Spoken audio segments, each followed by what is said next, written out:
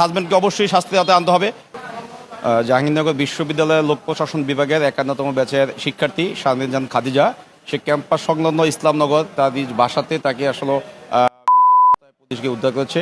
আমরা দেখেছি যে যেই ছবিটিতে দেখলাম যে এবং তার গায়ে অসংখ্য যে আঁচলের দাগ ছিল, তো সেখান থেকে পুলিশ ঘটনাস্থলে যায় এবং তাকে উদ্ধার করে। উদ্ধার পরবর্তী সময়ে তাকে এনাম মেডিকেল কলেজে আনা হয় এবং এখানে কর্তব্যরত চিকিৎসক তাকে করে। তো কয়েক মাস আগেই শারমিন জাহানের বিয়ে হয়, তার হাজব্যান্ড ঢাকা কলেজের শিক্ষার্থী। তো এই ঘটনাটি আসলে কি ঘটেছে এবং আসলে তার পিছনে কি উদ্দেশ্য রয়েছে সেটি যাতে সঠিকভাবে সুষ্ঠু একটি তদন্তের মাধ্যমে পিছনে কি কাহিনী আছে এবং কিভাবে তাকে এবং কে বা কারা জড়িত, তার জন্য বিশ্ববিদ্যালয় প্রশাসন এবং আমাদের কেন্দ্রীয় শিক্ষার্থী সংসদ আমরা প্রশাসনকে সর্বোচ্চ গুরুত্ব সহকারে বিষয়টি বিবেচনা নেওয়ার জন্য বলেছি। ইতিমধ্যেই শারমিন জাহানের সেটি আমাদের সোহাদি মেডিকেল কলেজে নেওয়া হয়েছে এবং সেখানে পোস্টমর্টম করা হবে এবং এই ঘটনার প্রকৃত যে রহস্যটি সেই রহস্যটি উদ্ঘাটন করা হবে।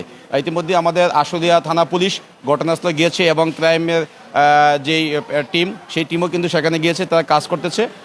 আমরা এই ঘটনার সাথে যে বা যারাই জড়িত থাকুক তার যাতে দৃষ্টান্তমূলক শাস্তি হয় তার জন্য বিশ্ববিদ্যালয় প্রশাসন এবং আমাদের শিক্ষার্থী সংসদ সর্বোচ্চ আন্তরিকতার সাথে এই আমাদের ভিকটিমের পরিবারের পাশে থাকবে ইনশাল্লাহ। তার হাজব্যান্ডকে যে জিজ্ঞাসাবাদের জন্য ইতিমধ্যেই যে আশুলিয়া পুলিশ এবং সাভার পুলিশ তাকে হেফাজতে নিয়েছে।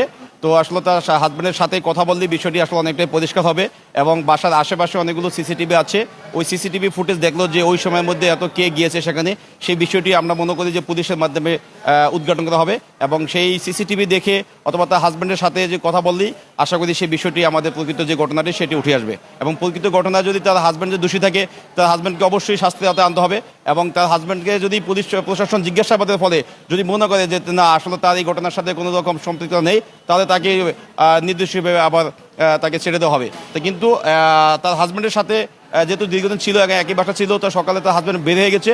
তো আমরা মনে করি তার হাজব্যান্ডকে যে পুলিশের হেফাজতে নিয়ে জিজ্ঞাসাবাদ করলে অবশ্যই একটি এখানে রহস্য উদ্ঘাটন করা সম্ভব হবে। তো আমরা প্রাথমিকভাবে যেটা দেখলাম যে ওনার মাথায় ইনজুরি ছিল, হেড ইনজুরি ছিল এবং ওনার হাজব্যান্ড এবং ওনার বাড়িওয়ালা ওনারা নিয়ে এসেছিল।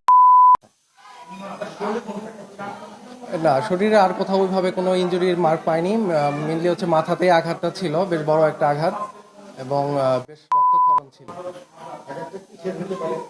এটা এই মুহূর্তে বলা যাচ্ছে না, তবে ধারণা করা হচ্ছে যে হয়তো ভারী কিছু দিয়ে আঘাত করা হয়েছে, এরকম মনে হচ্ছে।